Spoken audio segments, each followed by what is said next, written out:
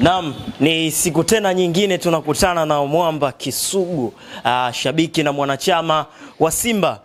Nikasema siku isipite hivi hivi kutokana na kitu kilichotokea jana majira ya saa 8 mchana, kama sio saa 6, lakini pia kitu kilichotokea usiku baada ya TFF kupanga mchezo wa ligi kuu namba 184 wa Yanga na Simba, dabi hiyo tarehe 15 ya mwezi wa 6.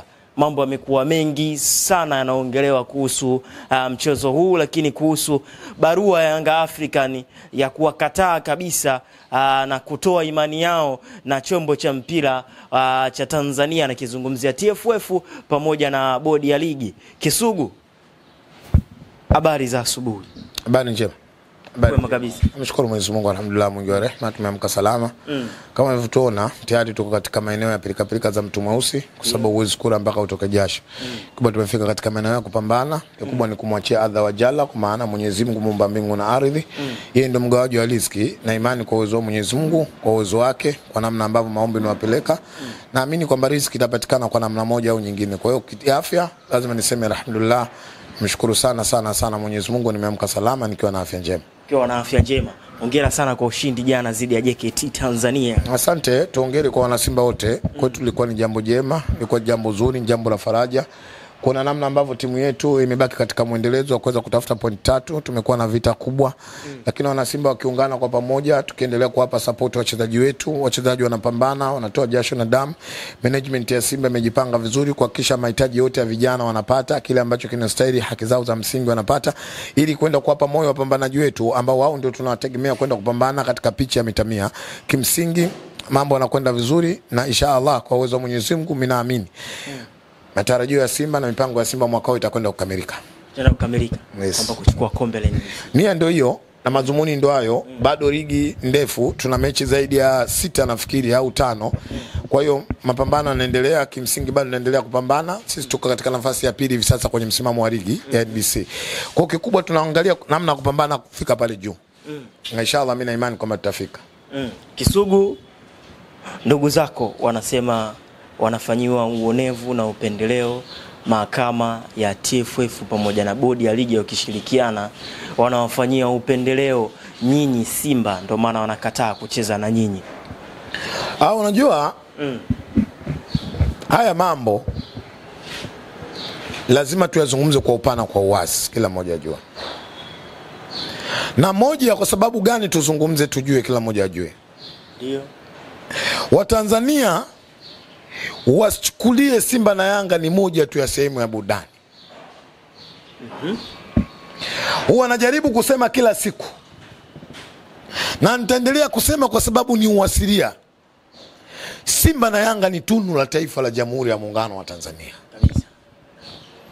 Tunapoziangalia hizi timu, zina tija kubwa kwenye taifa ambalo linatawaliwa na mama yetu Samia Suluhu Hassan. Mheshimiwa. Tunapokwenda kuchagua viongozi ambao wanatakiwa kwenda kuziongoza huko operator katika hizi timu, lazima tuwatafute watu ambao wenye busara na hekima kwenda kuziongoza hizi timu. Na niwakumbushe tu, hawa viongozi waliopewa dhamana kuongoza hizi timu waamini kwamba hizi timu za zaidi ya miaka 80, hizi timu zimeanzishwa kabla ya wao hawajazaliwa. Mpaka wao wanakuja kuzaliwa na kukua, wanapewa dhamana, wanaendelea kuzikuta. Hali ya kuwa wamezikuta hizi timu salama, basi wahakikishe kwamba wanaondoka, wanaziacha hizi timu zikiwa salama. Wanataka wanaambiwa wamekosa busara na nani hapo. Kwa hiyo kwa sababu ya namna ambavyo wao wanavyochukulia hizi timu, si dhambi kuziachia hizi timu zikiwa salama. Lakini kwa namna ambavyo watani wangu haya mambo na msakata, namna ambavyo wanavyotengeneza, wanataka kuja kuleta kitu ambacho Simba na Yanga hawajazoea kuishi katika haya maisha. Viongozi hao leo hii nenda kasome vizuri ile barua, ndio utajua hii management ya Yanga kuna sehemu kuna shida. Wanasema wao hawana imani na bodi ya ligi ya dhuluma. Wanasema wao hawana imani na chama cha mpira wa miguu Tanzania TFF. Inafanya dhuluma. Leo nimemsikia msemaji wao anasema jana zimebakia mechi 3 za kucheza. Na wanasema jana tarehe 6 leo wanaingia kambini kwenda kufanya maandalizi ya kwenda kumalizia mechi 3 zilizobaki. Swali la kujiuliza juu ya hizi mechi 3 zinasimamiwa na nani? Mechi 3 zilizobaki nani anasimamia? Hawa walioandika kwenye barua Zulma, wenye upendeleo, hawa walioandika kwenye wenye upendeleo. Hapa lazima kuna maswali tujiulize. Zulma hii waliofanyiwa ipi? Wanataka watu watoke. Wao wanatakiwa waambie wa Tanzania, Zulma tuliofanyiwa na chama cha mpira ni hii. Zulma tuliofanyiwa na bodi ya ligi ni hii. Hataki kusema. Leo hii Dar es Salaam Young Africans ndio inaongoza ligi ya NBC. Yuko mtu anaweza kubisha? Hapana. Leo hii Yanga ndio mabingwa mara 3 mfululizo kwenye ligi ya NBC. Uongozi upi?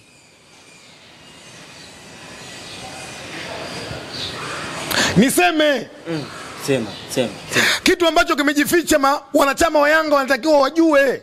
Kitu gani hicho? Kuna baadhi ya viongozi kuongoza Yanga muda wao wanaona umeshakwisha. Yale waliofuata kwenye Yanga wanaona wameshafanikiwa, wanatafuta namna ambavyo ya kuiacha Yanga na kuondoka kwenye Yanga. Wasitafute sababu nyingine. Kisugu, kuna viongozi wanatafuta sababu. Wamefanikiwa kwa asilimia walichokuwa wanaitaka katika Yanga. Waiache watani zangu timu ile ikiwa salama. Leo hii iko barua, yuko kiongozi ameshaandika barua kujiuzuru, na muda wote wakati wote atakuja kuileta eti kwa sababu na iacha timu. Nimeona uongozi wa chama cha mpira wanitendei haki. Mipango yake imekamilika. Kuna nini? Kuna kiongozi? Mipango yao mpango wake umekamilika. Kiongozi huyo wa Yanga, ipo barua imeandaliwa ya kujiuzuru. Kumbe barua zishaandaliwa. Shida niseme tu, kumbe unajua sisi ni watani. Lakini kuna muda watani tunakwenda kuzungumza ukweli, kwa sababu Simba na Yanga ni watu ambao si wagomvi, ni watani wa kuambizana ukweli. Si wagomvi. Na hiki ambacho tunachotaka kukifanya, soma la kwanza, soma la pili. Wako watu wakija katika viongozi wa Simba na Yanga wakiona mipango yao imekamilika wanaondoka. Sasa yeye asitaki kuondoka kwa tafuta namna ambavyo akaacha moto unawaka, akaleta mambo ya maugomvi kati ya mashabiki na mashabiki. Viongozi hao wa Yanga, niwapongeze sana bodi ya ligi, niwapongeze sana chama cha mpira. Mwezi wa 6 tarehe 15 kinakwenda kuwaka. Na mimi niwathibitishe wa Tanzania, mechi ipo na itachezwa. Lakini wakati hii mechi tunachezwa, sio management hii ya Yanga ambayo iko madarakani tayari itakuwa imeshajiuzuru. Sio viongozi? Hii kauli ibebe. Iwekeni. Dabi inakwenda kuchezwa mwezi wa 6 tarehe 15. Si kwa management hii. Hii tayari barua zao watakuwa washazipeleka na wameshajiuzuru. Viongozi hao wa Yanga. Iko misemo ambao naamini inasemwa siku zote. Na msemo huu mara nyingi bosi wangu Ken kutoka Nigeria mara nyingi ananiambia, Kisugu, kuwa makini katika malezi, kwa sababu mtoto mleavyo ndivyo akuavyo. Mr. Ken. Hayo maneno yanatoka kwenye kinywa cha jabari, bosi asiyeteteleka, mwenye uwezo wake, mwenye Simba yake, mwenye hekima na busara, ambaye kuna maneno mengi wananipa, Kisugu nenda akaseme, na nasema yanatokea. Mtoto mleavyo ndivyo akuavyo. Hiki kinachotokea kwa malezi mabaya ya Dar es Salaam Young Africans, waliolelewa katika nchi, ilifika mahala kwa sababu wanajiita wao wananchi, wanaamini kwamba hawezi kufanywa chochote, wanaamini hawezi kuambiwa lolote. Wakati ule umeshapita. Tutawaambia, tutawasema na tutawazungumza. Moja katika makosa yaliyofanyika kwenye nchi, kuiacha Yanga ikiendelea kuoperate kwenye ligi yetu, aliyakuwa mwaka juzi Dar es Salaam Young Africans wanataka wateremshwe daraja. Kajuzi nataka hapo. Nani anabisha? kuna vitu vingine tunawaheshimu bodi ya ligi kwa sababu ya busara na hekima. Lakini hiki kinachotokea wao ndio wamekilea. TFF na bodi ya ligi. Au unazungumzia wapi lolote? Mwaka juzi hakuna mtu asiyejua Yanga walivunja kanuni ya kutokusajili timu ya under 20. Kwa mujibu wa kanuni Yanga walitakiwa fanyeje? Wateremshwe daraja. Lakini nchi ligi under 20 ilikwenda kulio kwa sababu ya maslahi ya kuokoa Yanga sikwenda kutemka daraja. Tunajua.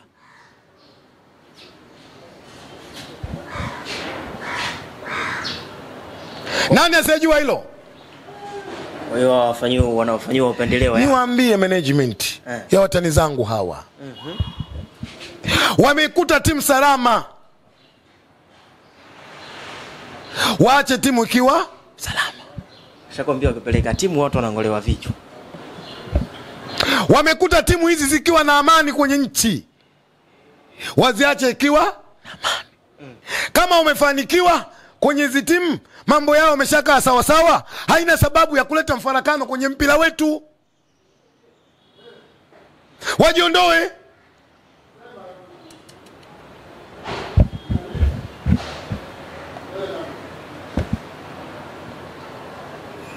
Kuna muda lazima tuseme. Sema Kisugu. Taifa hili, Mheshimiwa Rais, kuna mambo lazima tumsaidie sisi kama namna ambavyo Watanzania tulivyo. Sema Kisugu ajifunze, sema. Lazima tumsupport kwa namna moja, kwa namna nyingine, kwa kazi kubwa na kazi nzuri Mheshimiwa Rais anaoifanya kwenye nchi. Serikali ya Mama Samia imetoa zaidi ya bilioni 286. Samia Stadium inatengenezwa kwa ufasaha mkubwa. Mama wewe.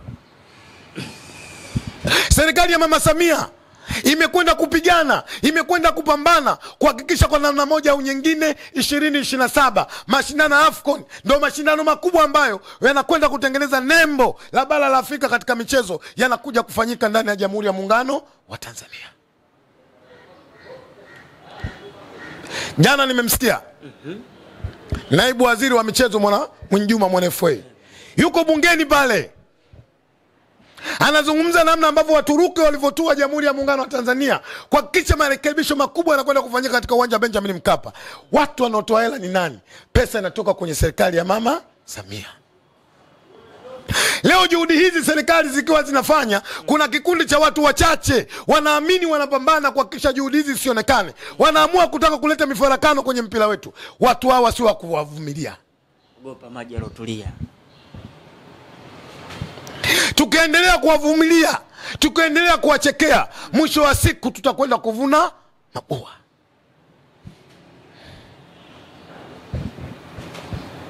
Guys,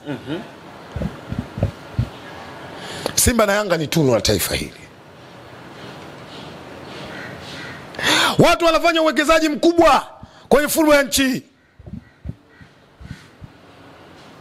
Milioni $200 Azam Group wanawekeza kwenye mpira wetu. Watu watano waje kuharibu mazingira halisi ya mpira kwenye nchi, tuwapige makofi na kuwachekea? Haiwezekani. Wapo watano Kisugu. Wasipojiangalia, wasipokuwa makini, ndoto zao kwenye taifa hili zitakwenda zitakatika kama upepo. Wasipokuwa? Hapa lazima nirudie kwa msisitizo. Rudia.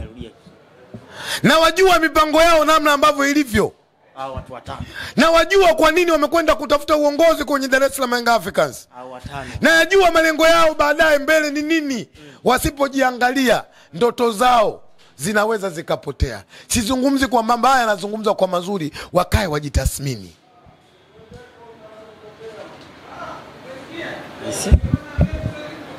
Leo hii unasema una imani na bodi ya ligi. Ligi unacheza ipi?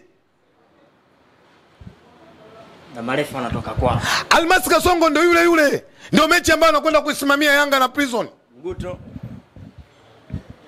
Almasi Kasongo ndio yule atakayeenda kuisimamia mechi ya Yanga na Namungo. Alafu unasimama katika watu unasema unaandika barua sina imani nao. Imani ipi aliyakuwa mechi unaendelea kucheza?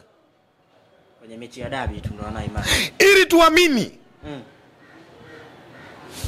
Dar es Salaam Young Africans hawana imani na chama cha mpira. Ili tuamini, Dar es Salaam Young Africans hawana imani na bodi ya ligi. Kuanzia kesho watangazie umma waseme mechi zote zilizobaki sisi hatuchezi. Au tushiriki. Semeni ukweli. Upepo ulikuwa unavuma kutoka kaskazini kwenda kusini, upepo umebadilika kutoka magharibi sasa unakwenda mashariki. Naangalia na hivi. Niwapongeze sana bodi ya ligi. Tarehe 15 mwezi wa 6 mnyama akashakuwa bingwa wa shirikisho barani Afrika. Tunakwenda na kombe letu katika uwanja wa Taifa, uwanja Benjamin William Mkapa. Kwa mnakubali kama mnatengenezewa fulani hivi. Kabla dabi alijapigwa, kombe la shirikisho barani Afrika linatembezwa uwanja mzima linazunguka. Kila mwana Simba alipiga jezi yake na kwenda kupiga nayo picha nini? Kombe. Sasa hawa kilo kinapiga pa. Hatuchezi, msicheze. Ndio maana wanagoma nzima. Yawezekana? Mkiamua nyinyi msicheze, dabi ina ladha. Mkenda kumnyima ladha Mheshimiwa Rais wa Jamhuri ya Muungano wa Tanzania kwa sababu yeye ni mwanamichezo, anaamini hiyo mechi ikichezwa naye anatakiwa kafanyaje? Akaishuhudie. Mtakwenda kumnyima hicho haki. Mtakwenda kumnyima haki makamu wa rais, mzee wangu mkuki wa moyo Doris Mpango, ambaye yeye anaamini ni mwanamichezo. Atatamani hiyo mechi kuiona, dabi inapigwa. Dabi hamtacheza, maana yake mtakwenda kumnyima haki makamu wa rais.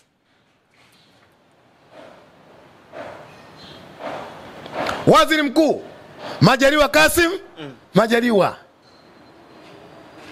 mtakwenda kumnyima haki ya kwenda kuishuhudia dabi. Ni nani mwanyime haki ya watu na wazungumza?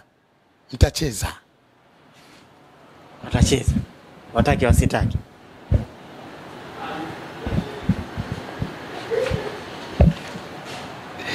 Tarehe 15 mechi ipo. Lakini uongozi huu tayari utakuwa umeshajiuzuru. Uongozi upi sasa? Wa Yanga au ndio watani zangu nyuma mwiko. Okay, wa Yanga.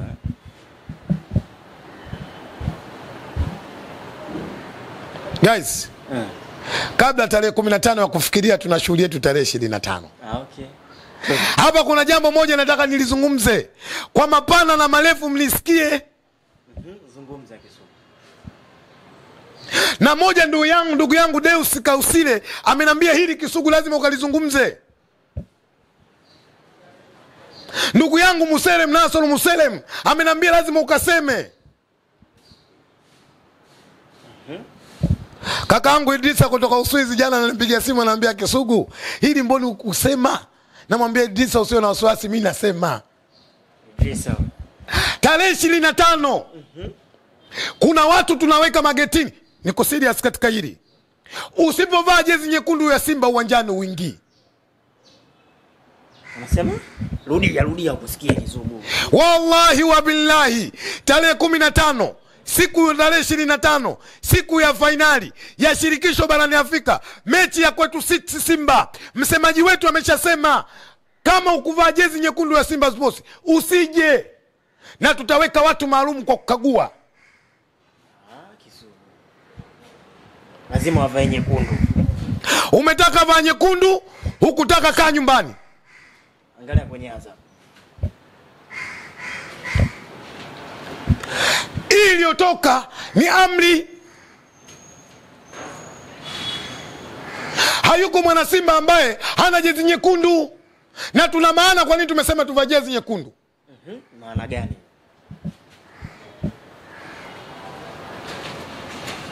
Waandishi tunawajua, mnatatembea na sheria zenu, nataka kuzungumza na nyinyi. Tunazungumza na mashabiki. Hata mabosi wale wa VIP. Tena nyekundu wenyewe sio nguo tulinaji nyekundu, ni jezi ya Simba nyekundu. Ndugu yako kama una piga simu, sina jezi, tutaongea na Sunderland the only one, atakupozea bei utapata jezi. Hata ndugu yako pia ukimpa mwaliko itakuwaje? Nyekundu brother. Atavaa. Sio ndugu. Baba yangu mzazi Omar bin Nasoro Mikoi, piga jezi nyekundu. Kama una jezi nyekundu tusubiri katika Azam TV. Kaka yangu Nasoro, ujamani kimtaja Nasoro anapenda Yanga kuliko kula. Na anapenda kuangalia mpira blaza. Kama una jezi nyekundu usije. Anapenda kuangalia mpira Sasa itakuwa nani mnawakatili watu wengine? Umetaka vaa nyekundu, ukutaka katika mechi ya finali usije. Hii finali moja, taifa hili linakuja kuingiza mapato. Moja chanzo cha mapato ni Simba Sports kuleta finali katika uwanja Benjamin William Mkapa. Maafisa wa CAF watakuja. Maafisa wa FIFA watakuja. Hii ndo maana halisi ya finali. Kwa hiyo tunachotaka kuona namna ambavyo tunakuja kutengeneza kitu ambao watakayekuja kushuhudia ile finali kutoka nje ya nchi wajua makweli hii ni Simba Sports. Sasa wewe kwa jezi nyekundu huwezi kuvaa. Kwa nini uje? Brother, tuko serious. Walinzi wa Simba mnanisikia? Siku hiyo tunakaa getini.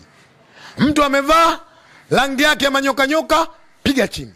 Akija na ule wa vilabu atavaa. Piga chini. Akija wa vilabu. Vaa nyekundu kama una baki nyumbani. Inawezekana kuna watani pia wanataka kuja kwa support kwenye mechi yenu. Vaa nyekundu. Kwani ukenda kwenye sherehe ya harusi ya mtu, nguo za kuvaa nani anapanga? Si ndio wenye shughuli.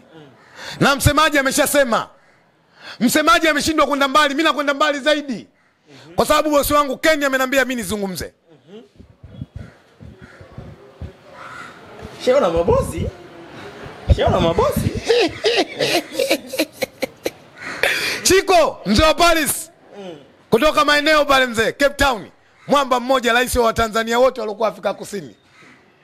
Nasema ulionituma nasema. Guys, wana Simba tuna mechi zidi ya Pamba FC.